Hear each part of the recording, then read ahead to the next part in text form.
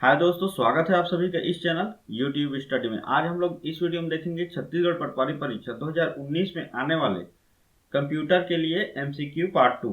अगर आपने पार्ट 1 नहीं देखा है तो वीडियो के डिस्क्रिप्शन बॉक्स में जाकर लिंक में क्लिक करके आप देख सकते हैं। आज के कॉम्पिटिशन में जहाँ एक एक नंबर के लिए मारामारी होती है, यानी एक एक नंबर के लिए आप अपने सिलेक्शन से चूक जाते हैं, वही इस एग्जाम में कंप्यूटर के लिए 20 मार्क्स अलॉट किया गया है, जो कि बहुत ही ज़्यादा है आपके सिलेक्शन के लिए।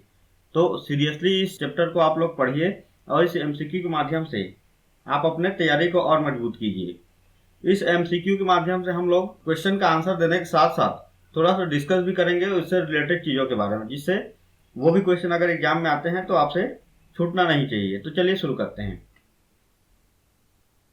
चलिए स्टार्ट करते हैं। क्वेश्चन नंबर 1, निम्नलिखित में से कौन सा प्रिंटर में सूखी स्याही का उपयोग होता है? A laser printer, B line printer, C dot matrix printer, D thermal printer. तो यहाँ पे हम लोग देखते हैं सूखी स्याही। सूखी स्याही का प्रयोग होता है लेजर प्रिंटर में, तो हमारा आंसर हो जाएगा ए लेजर प्रिंटर। अब हम लोग देख लेते हैं लेजर प्रिंटर में हम लोग जो सूखी स्याही का उपयोग करते हैं उसको हम लोग बोलते हैं टोनर। टोनर एक्चुअल में होता क्या है? Dry form of ink. Ink का जो सूखा रूप होता है उसको हम लोग टोनर बोलते हैं। इसको हम लोग पाउडर भी बोल सकते हैं। आप लोगों ने देखा ही होगा कि लेजर प्रिंटर में जो कार्ट्रिज में रिफिलिंग करते हैं हम लोग, तो उसमें एक सूखी स्याही यानी कि पाउडर यूज करते हैं इंक का। दूसरा हम लोग देख लेते हैं लाइन प्रिंटर और डॉट मैट्रिक्स प्रिंटर। इन दोनों में ही यूज होता है लिक्विड इंक। ठीक है, इसमें एक रिबन रहती है जो इंक से सनी हुई रहती है, जिसमें पिन की ठोकर से हम लोग प्रिंट का काम करते हैं। चौथा देखिए थर्मल प्रिंटर। थर्मल प्रिंटर में ना सूखी स्याही का यूज होता है ना ही लिक्विड स्याही का। इसमें क्वालिटी होती है पेपर की। केमिकली इसमें पेपर यूज होता है जिसको हीट के माध्यम से प्रिंटिंग का काम किया जाता है। तो किसी भी प्रिंटर में कौन सी स्याही का यूज किया जाता है करके अगर क्वेश्चन आता है तो आप बना सकते हैं। क्वेश्चन नंबर 2, अलग अलग कंप्यूटरों में रजिस्टर की संख्या क्या होती है? तो अलग अलग कंप्यूटरों में रजिस्टर की संख्या बदलती है। अलग अलग टाइप के हमारे पास कंप्यूटर आते हैं जिसमें रजिस्टर की संख्या अलग अलग होती है। तो यहाँ पे रजिस्टर क्या है इसको भी हम लोग जान लेते हैं।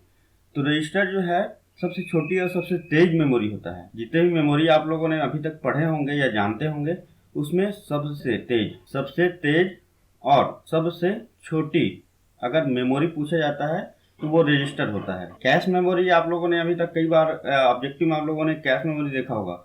जहाँ कैश मेमोरी आंसर रहता है वहाँ पे रजिस्टर नहीं लिखा रहता है। ठीक है, जहाँ रजिस्टर लिख दिया कि सबसे तेज मेमोरी कौन सी है करके, वहाँ पे हमारा आंसर हो जाएगा रजिस्टर। क्वेश्चन नंबर 3, एएलयू में रहने वाले रजिस्टर को क्या कहते हैं जो गणितीय तार्किक क्रियाओं का परिणाम रखता है? एएलयू में रहने वाले उस रजिस्टर को हम लोग क्या कहते हैं? एक्यूमुलेटर कहते हैं। ठीक है, एक्यूमुलेटर का क्या काम होता है? इंटरमीडिएट रिजल्ट को स्टोर करना। इंटरमीडिएट रिजल्ट का मतलब क्या होता है? जैसे सपोज हम लोग एक एग्जाम्पल लेते हैं, जैसे 2 + 2 + 2 + 2, इसको हम लोगों को कैलकुलेट करना है। तो मान लो हम लोग इस प्रकार से कैलकुलेट करते हैं कि 2 + 2 = 4, यहाँ पे 2 + 2 = 4, यहाँ पे आता है हमारा 4 + 4 = 8। तो हमारा ये वाला जो पोर्शन है, ठीक है, ये हमारा इंटरमीडिएट रिजल्ट है। डायरेक्ट यहाँ से हम लोग आंसर नहीं निकाल पा रहे हैं, तो ये वाला जो है ये इंटरमीडिएट रिजल्ट है। ठीक है, लेकिन फाइनल रिजल्ट नहीं है। तो ये जो इंटरमीडिएट रिजल्ट है वो हमारा सेव होता है एक्यूमुलेटर में। तो हमारा आंसर हो जाएगा एक्यूमुलेटर। क्वेश्चन नंबर 4, निम्नलिखित में से कौन सी ऑप्टिकल डिस्क नहीं है? तो सबसे पहले हम लोग ऑप्टिकल डिस्क को समझ लेते हैं। ऑप्टिकल डिस्क होता क्या है?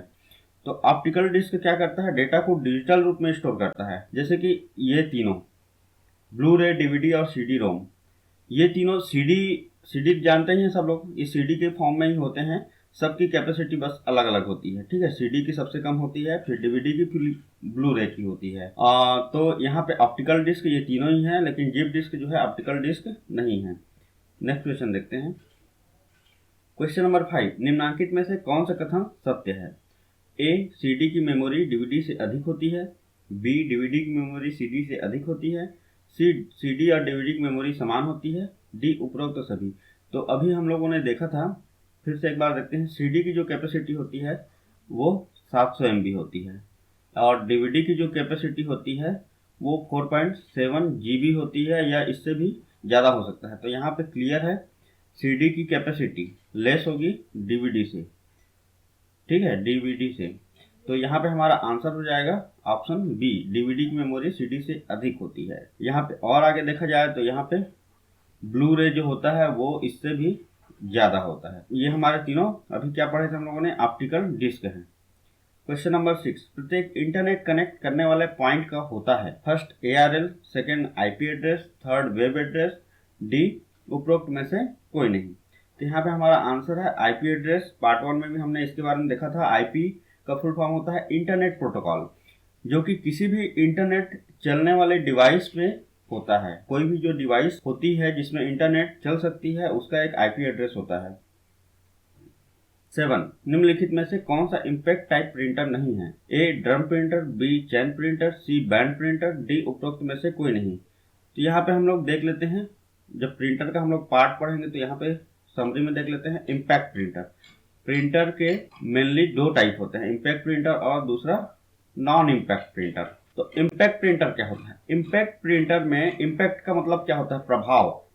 मतलब पेपर पर प्रिंटिंग के कार्य में प्रभाव के द्वारा प्रिंटिंग का काम होता है। प्रभाव का मतलब है किसी पिन या कोई भी ऐसी चीज जिससे हम लोग प्रहार करके, एक्चुअल में ये सही वर्ड नहीं है लेकिन हम लोग समझने के लिए यूज कर रहे हैं कि स्ट्राइक, पिन स्ट्राइक करता है किस पे?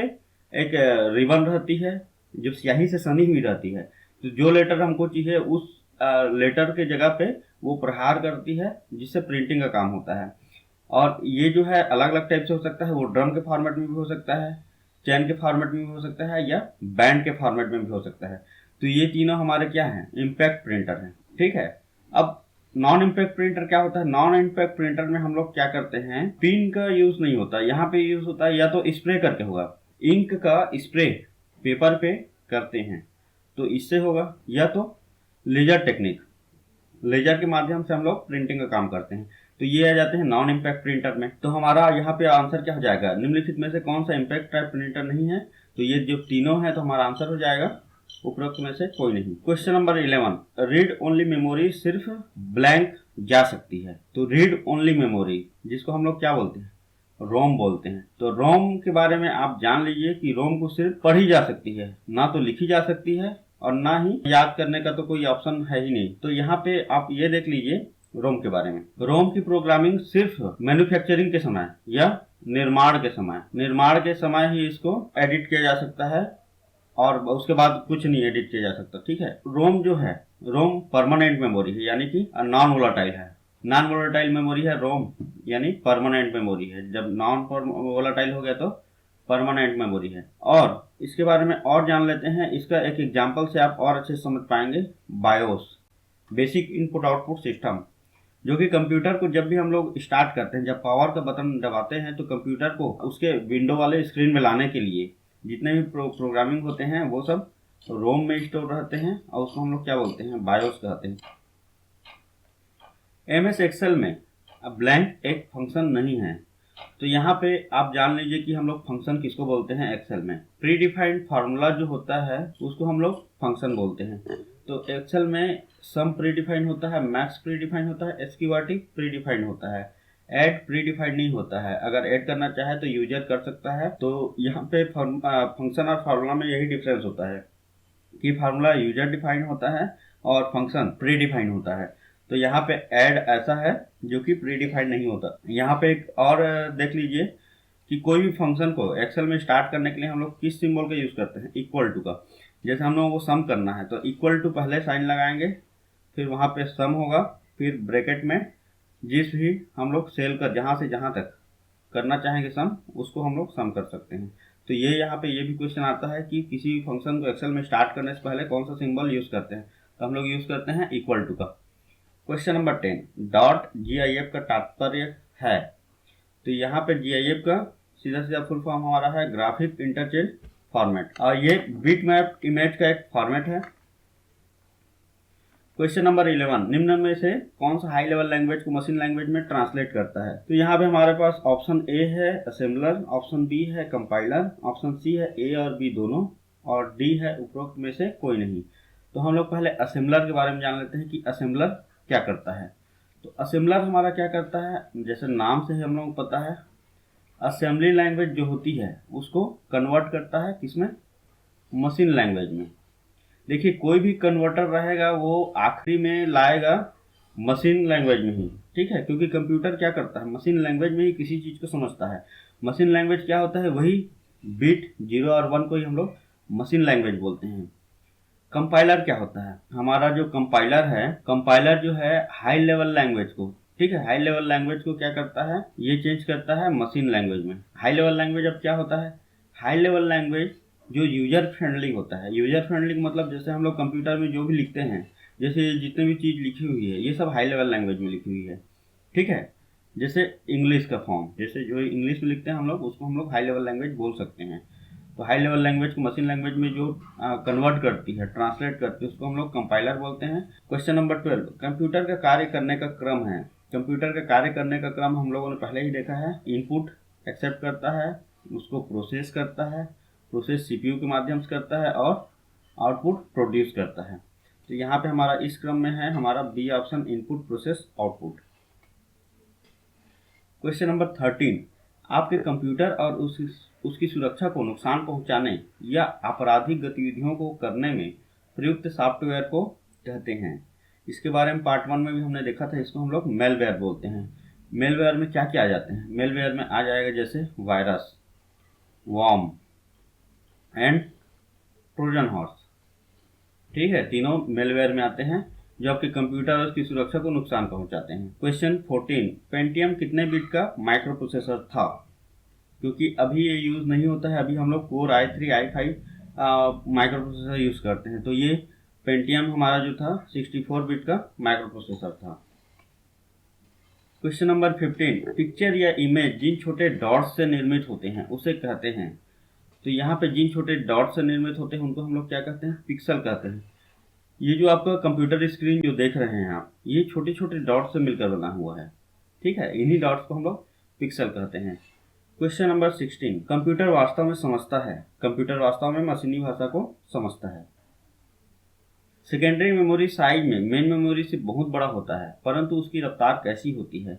यहाँ पे एक जनरल कॉन्सेप्ट आप देख लीजिए, जिस मेमोरी की साइज जितनी बड़ी होगी उसकी रफ्तार यानी कि स्पीड उतनी ही कम होगी। तो ये जो है इन्वर्सली प्रोपोर्शनल होती है स्पीड की, ठीक है। जनरल कॉन्सेप्ट ये देख लीजिए कि जो साइज होगी वो स्पीड की इन्वर्सली प्रोपोर्शनल होगी। जैसे कि हार्ड डिस्क ड्राइव जो होता है बहुत बड़ा होता है, लेकिन जो इसकी स्पीड रहेगी वो किससे, रजिस्टर से। रजिस्टर सबसे छोटी मेमोरी है, इससे बहुत ही कम होगी अगर स्पीड की बात करें, ठीक है। अगर स्पीड की बात करें तो इसकी स्पीड बहुत कम होगी। लेकिन अगर साइज की बात करें तो साइज में क्या है, साइज में हार्ड डिस्क बहुत बड़ा है रजिस्टर से।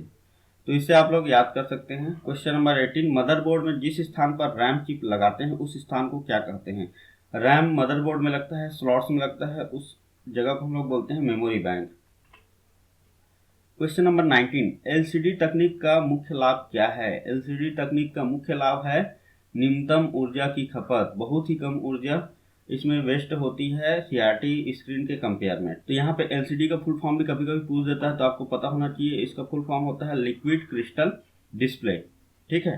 क्वेश्चन नंबर 20, कंप्यूटर सॉफ्टवेयर को 2 वर्गों में वर्गीकृत किया जा सकता है, नाम बताइए।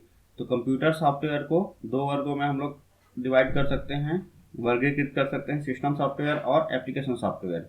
सिस्टम सॉफ्टवेयर क्या होता है, सिस्टम सॉफ्टवेयर जो आपके कंप्यूटर सिस्टम को चलाता है, ठीक है। जैसे सबसे अच्छा एग्जांपल है ऑपरेटिंग सिस्टम। तो ये हो गए हमारे 20 क्वेश्चन एमसीक्यू पार्ट 2 में।